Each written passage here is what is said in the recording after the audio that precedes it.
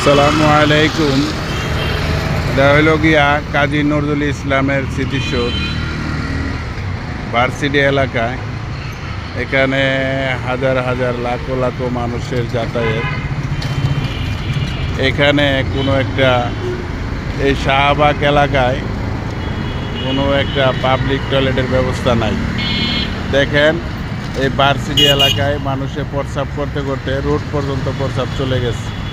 দেখেন এখানটা মানুষের যাতায়াতের রাস্তা, পথচারীর রাস্তা, দেখেন কি বেহাল অবস্থা। ভাই সরকারের কাছে আমার একটা আবেদন, এই শাহবাগ এলাকায়, শাহবাগ চত্বর এলাকায় একটা পাবলিক টয়লেটের দরকার, জরুরি বিশেষ দরকার। দেখেন ভাই ভার্সিটি এলাকায় এই পরিবেশ, এখানে প্রস্রাব করতে করতে নোংরামি, দেখেন কি অবস্থা, একবারে রোড পর্যন্ত চলে গেছে। ওখানে কবি কাজী নজরুল ইসলামের কবরস্থান, যা দেখতে পারতেছেন আপনারা, যে রোডের পশ্চিম সাইডে, আর এটা হলো পূর্ব সাইডে। খেয়াল করেন ভাই, দেখেন এদিকে খালি মানুষের প্রস্রাব। দেখেন এখানে যেই আসে সেই প্রস্রাব করে। দেখেন এই যে এক ভাই রিক্সা রেখেই এই যে বৈশা পড়ছে প্রস্রাব করে।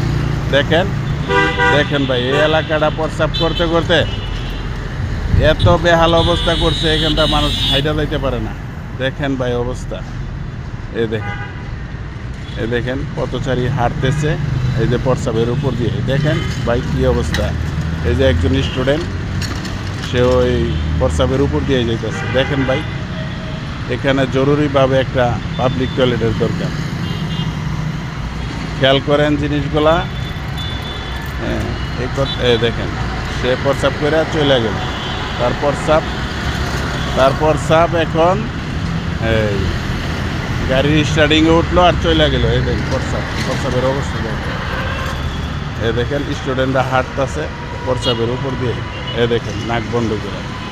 দেখেন ভাই কি হাল অবস্থা, এই দেখেন হাঁটতে পারতেছে না। দেখেন এই যে আরেকজন আসছে, এই দেখেন তার অবস্থা। এই দেখেন সেও গাড়ি প্লেস করে এখানে প্রস্রাব করবে। দেখেন ভাই অবস্থাটা দেখেন, আমি দেখাইতেছি। দেখেন কি না কি করবে। দেখেন উনি নিচেই বসে গেছে। দেখেন উনি নিচে বসে গেছে। দেখেন ভাই প্রস্রাব করতেছে।